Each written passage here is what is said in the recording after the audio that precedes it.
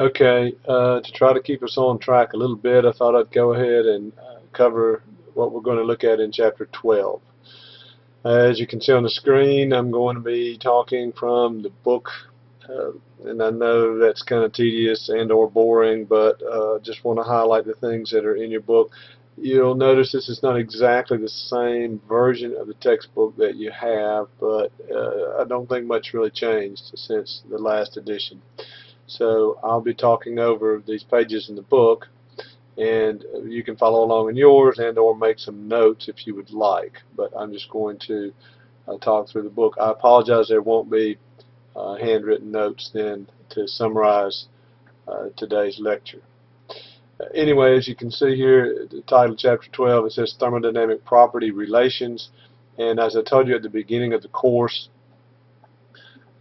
this is a little wedge or bridge chapter that's going to separate the first 60% or so of the course. It's all about psychoanalysis from the second half of the course, second 40%, if you will, that's about extending our ideas from Thermo 1 into new areas. But this little wedge or bridge piece is fairly independent of either of those other two. But it is insightful to understand a little bit about how thermodynamic properties are determined or how they can be found. So the first thing that we'll have in this chapter is a little bit of a review about some basic ideas in mathematics that are essential to building these notations, these results, and these are things that you should be familiar with, but maybe have forgotten. And then we'll use these mathematical concepts from calculus to help us identify some properties, some relations amongst the properties in thermodynamics. Okay, so the key thing in this whole discussion is that we will be considering a function to be a function of two variables. So that's represented by this equation: z is equal to z of x and y.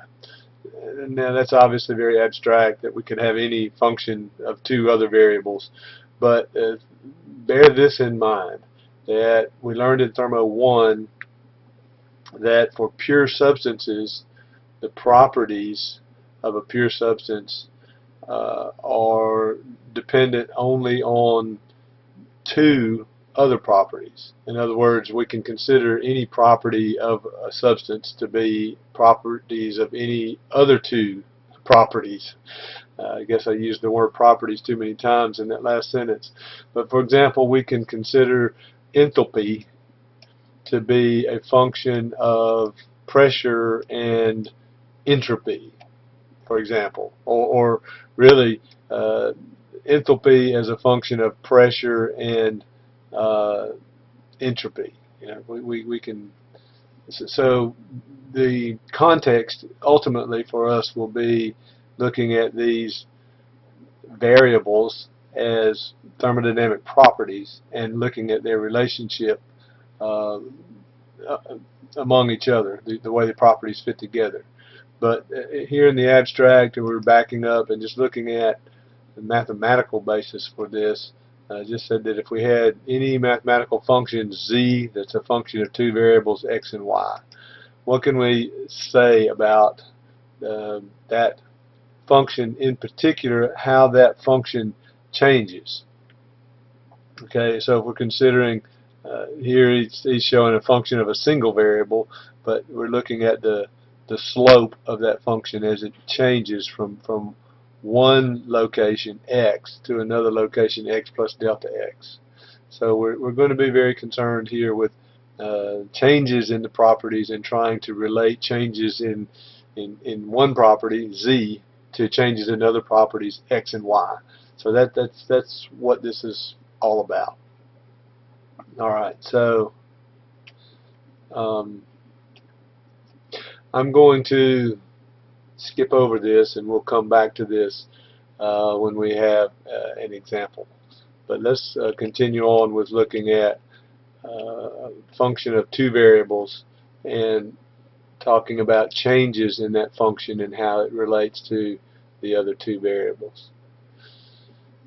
So here, just to remind you what we mean by a partial derivative, especially if we've got a function z that depends on two other variables x and y, that the partial derivative of z with respect to x, and this notation I find a little redundant, but we say while y is held constant. So what we mean is it's the derivative of y with respect to x, but it's in along a plane of y is equal to a constant. Okay, so but all it really means is it's going to be, you see the straight line here, the tangent to this z surface at a particular point, of course, but along a line of y, along a plane of y is equal to a constant. Here's the variable y. Here's y is equal to a constant, this plane, and then the partial derivative of z with respect to x then is the slope of that outer surface of where this plane of y equals to a constant intersects this z surface. Okay, and we've got the mathematical definition of the derivative out here, and I don't know that that's terribly helpful. Equation 12-2. Okay, so just as we can talk about the partial derivative of z with respect to x while y is held constant, we can talk about the partial derivative of z with respect to y when when x is held constant. So we can switch these variables, and then we would be talking about a derivative, along this direction. The derivative with respect to y with x held constant. But if we've got a variable that depends on z, that depends on two other variables x and y, if we have changes in both x and changes in x and y, then we might be interested in what is the value of the new value of z after x has changed and y has changed. And that's what this little diagram here is attempting to show, or to ask the question, is if we have a small change in x and a small change in y, what is the corresponding change in z? And we can find that, you might recall from your calculus, that this total derivative, if you will, total change, total differential is the correct term. The total differential of z, which is a function of x and y, is partial of z with respect to x dx plus the partial of z with respect to y dy.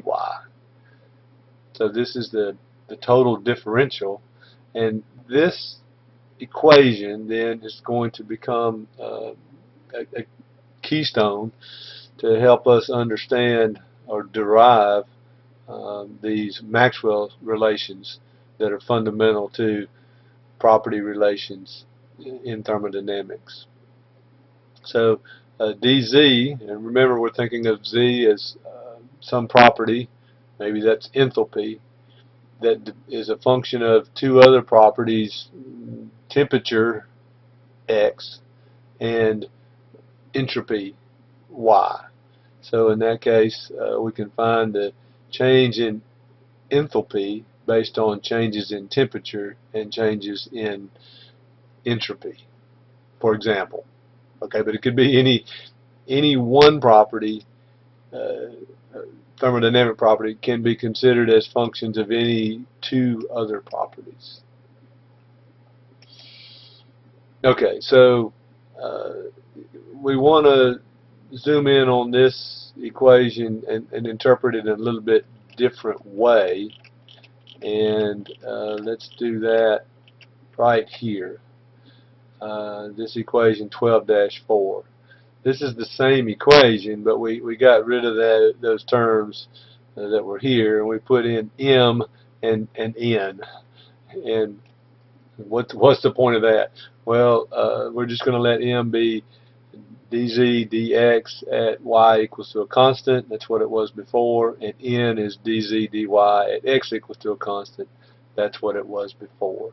So the total differential of z is m dx plus n dy.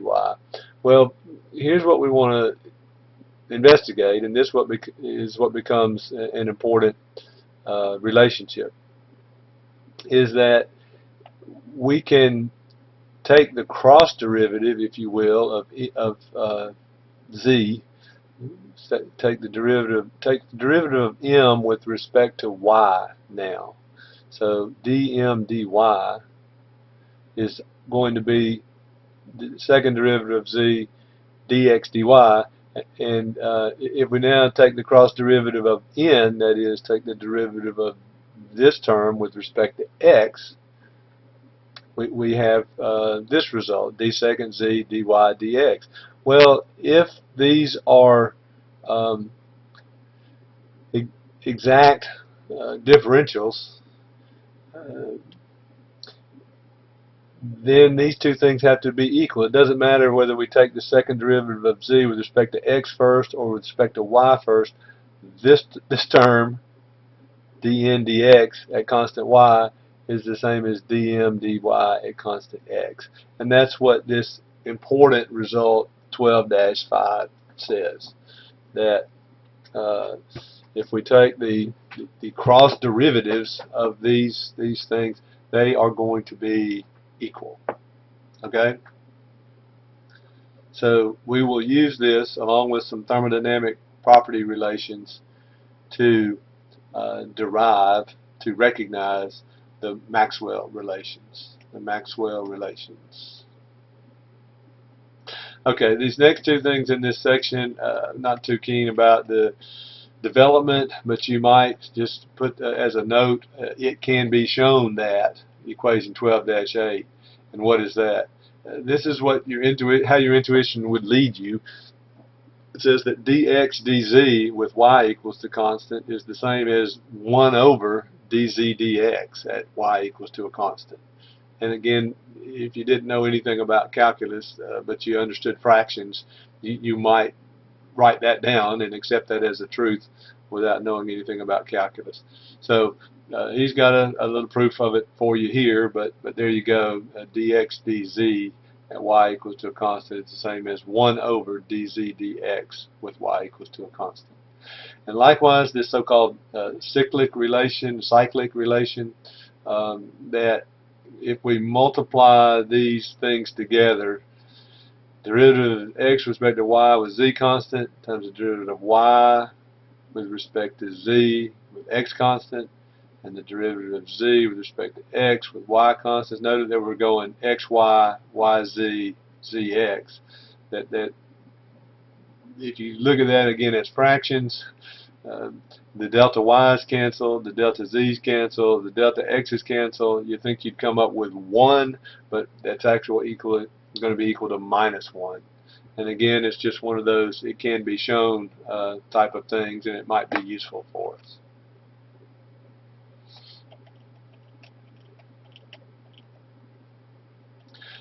Okay, here is where we're going to get into the Maxwell relations. All right.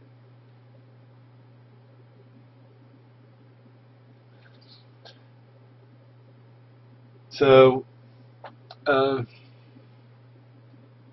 so here's what we're going to do. We're going to look at two different familiar thermodynamic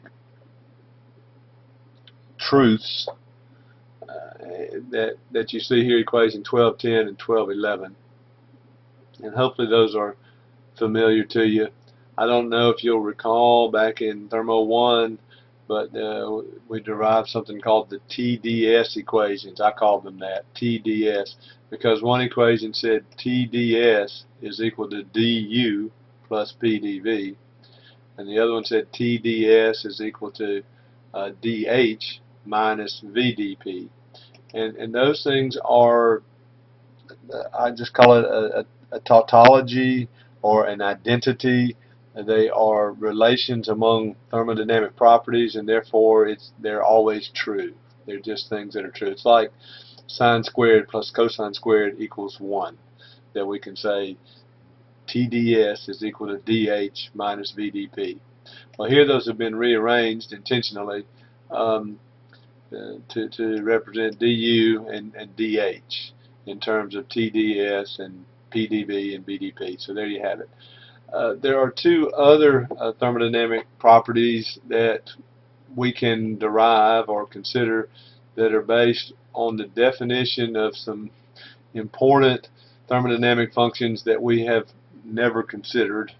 One is called the Helmholtz function, which this text gives the symbol A. And the Helmholtz function is just defined in terms of two other thermodynamics, the three other properties, U and T and S. So we take U and we subtract the corresponding T times S, and that's the Helmholtz function. Likewise, the Gibbs function, Gibbs free energy, Gibbs function, G, that's a pretty common notation for the Gibbs function. G is equal to H minus TS. Well, if we just strictly differentiate these according to the rules of calculus, dA, what's that? That's dA. Well, we have to take du. Then what do we have to do? dTs. Well, that's going to have two parts by the chain rule. We'll have to do TdS, and then we'll also have to do SDT. So that's all that we've done here. This is a definition. We have taken the differential of that definition, and likewise this is another definition for the Gibbs function, and we've taken that derivative differential, just straight mathematics. Well, where does this lead us? Well, if we combine, I guess you can see the Gibbs, the Helmholtz function with some terms from this first equation, 1210. You combine this equation with 1210, then you're going to get this relationship here. And if you combine 1211 with this equation here, then you'll get 1215. So we've got four relationships. Maybe they go in a box. I don't know. We've got those two, excuse me, and these other two down here that we want to look at. So hopefully, I mean, get this. These have this same kind of form, that what's on the left is an exact differential, and what's on the right appears to have variables like T and P as functions of S and V, or T and V as functions of S and P. So these have that same form, obviously, as, if we scroll back up, yeah, this right here, that we had some exact differential, dz, expressed as something times one differential plus something else times another differential. And then what followed from that is that some properties of this m and n, when we consider what these independent variables are here, that there's some interrelationship amongst these that must be true. So that's exactly what's coming. We're going to recognize that these four terms, the two we had here, 1210 and 1211, and the two we had here, 1214 and 1215, that we can pick off these coefficients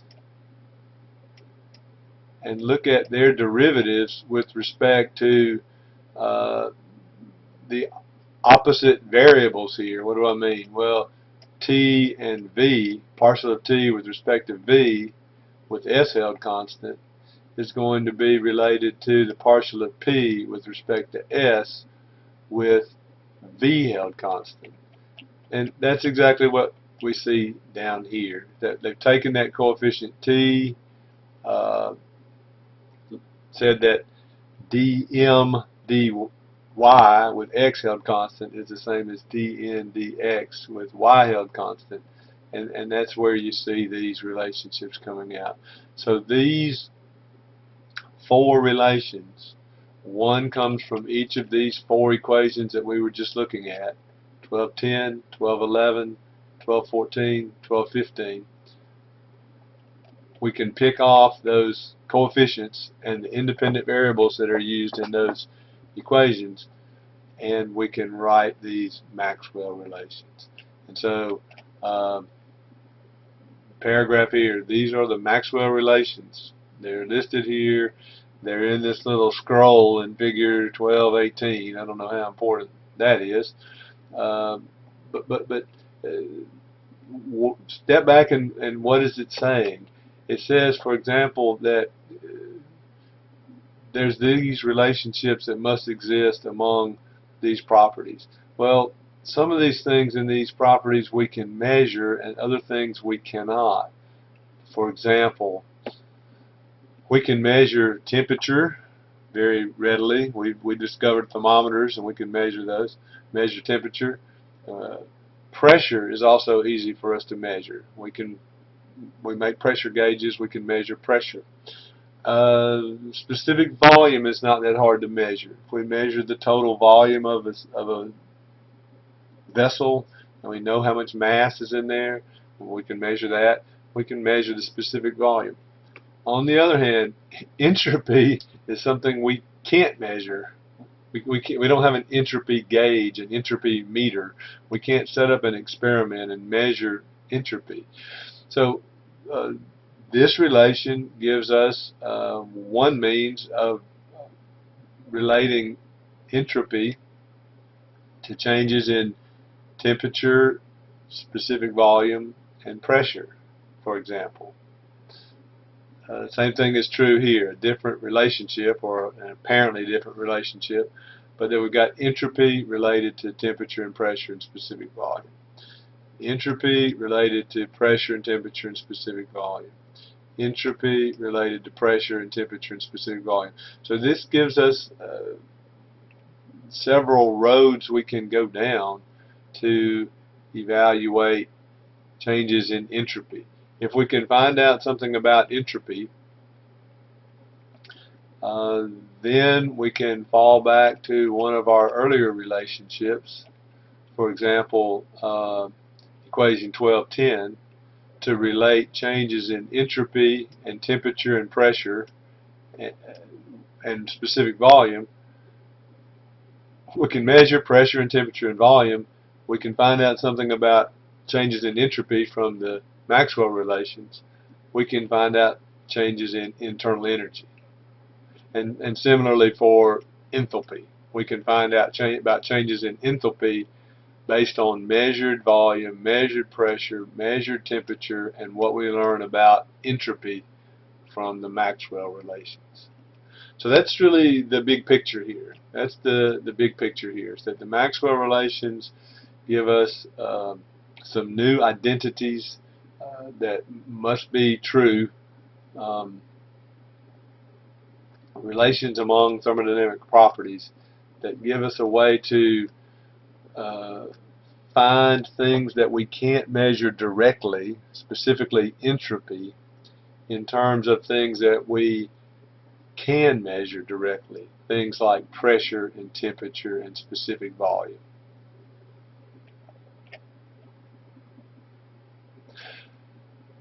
Okay, where we go from here is to just give you a brief insight into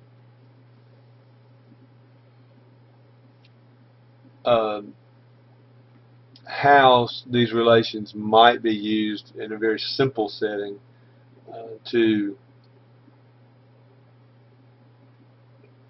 do exactly that. Take measured values of pressure, temperature, and specific volume and calculate things like changes in entropy and changes in enthalpy. And we'll do that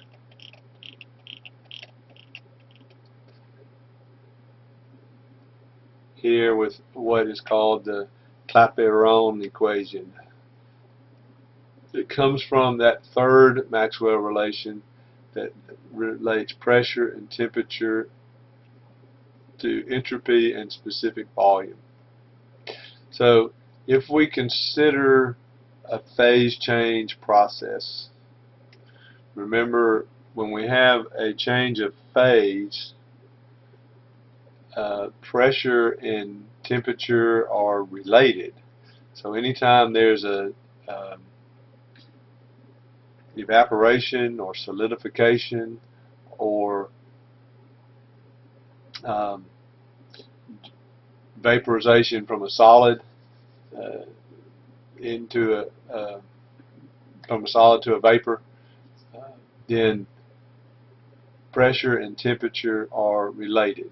And we can construct some kind of a graph to represent it visually, but we have a table of data.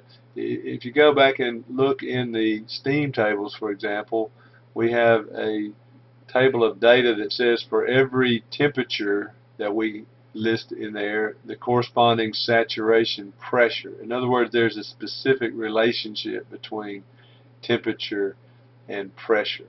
And so if we're talking about in a phase change process, this slope dP dt, that's dP saturation dt, that's just the slope of this curve. So if just restricting the discussion to a phase change process, then we can evaluate this just based on our knowledge of the phase change pressure as a function of temperature. And we have a table for that. We have a table where we can look that up. Okay, so and again, those are based on things that we can measure, things that we can measure directly.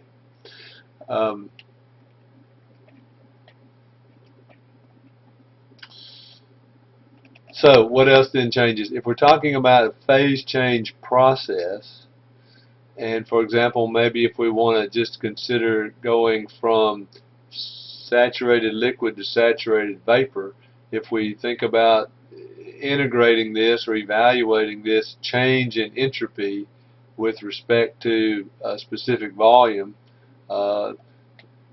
this delta S becomes Sg minus Sf, and the delta V becomes Vg minus Vf. And so this Clapeyron equation comes down to this equation 1221, that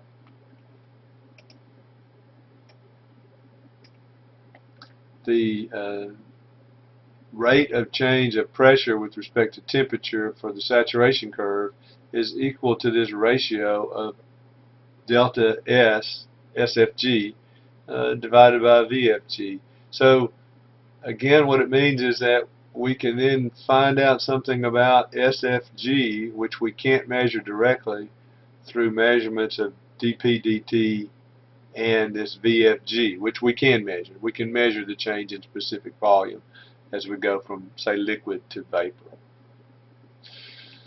Okay, and so as I mentioned earlier, once we've evaluated something about the change in entropy, we can go back to our fundamental, or TDS equations, and look at changes in enthalpy with respect to temperature and specific volume and pressure. So DH is TDS plus VDP. Well, when we have a phase change from, again, considering just this phase change from, say, liquid to vapor, then there's no change in pressure during that process. And so DH is just TDS, and if we integrate that thing out, we can find HFG in terms of T and SFG. So if we wanted to, we can combine this relation with this relation, and we can find this combination that says that dP dt is not only SFG over VFG, but it's also HFG over T VFG. And this one is what's called the Clapeyron equation, after this guy. So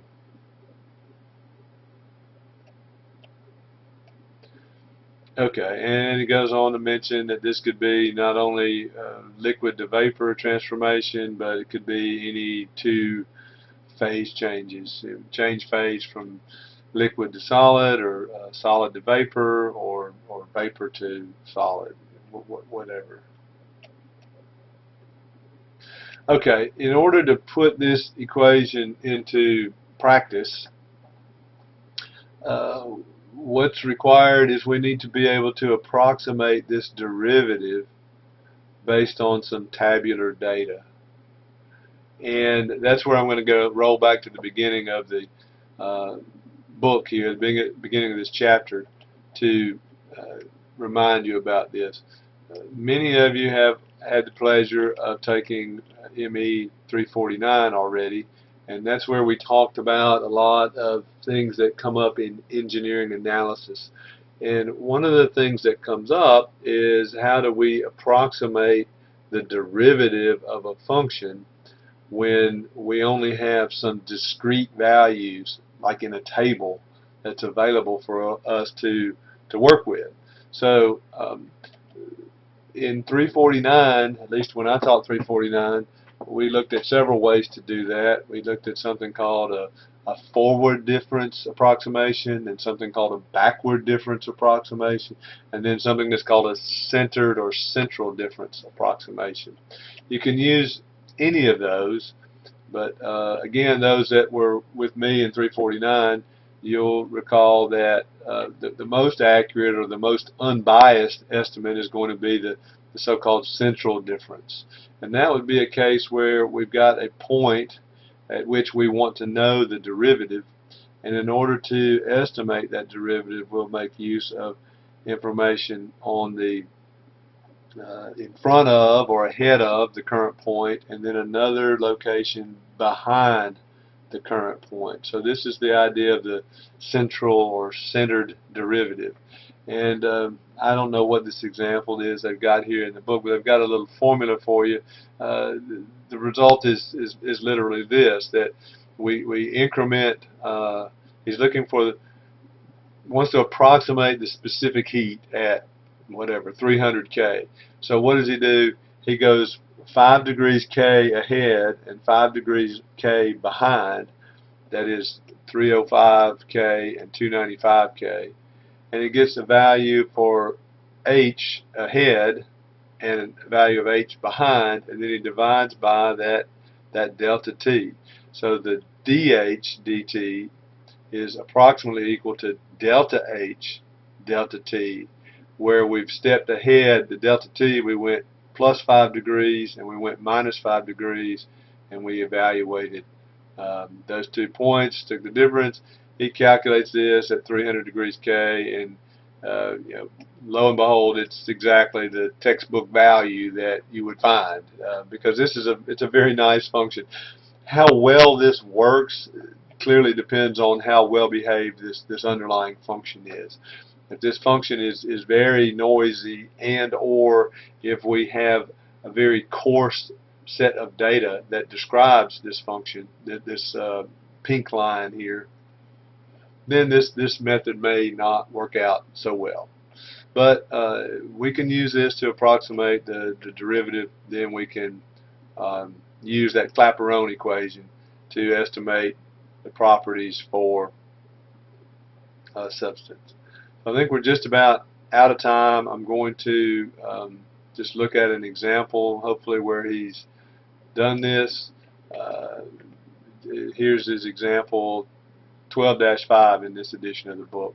But it says we want to evaluate HFG just based on PVT data. We just want to use the things that we can measure to calculate HFG. And we could also calculate SFG. I don't know if he does that in this equation, in this example or not, but I'll mention how to do this.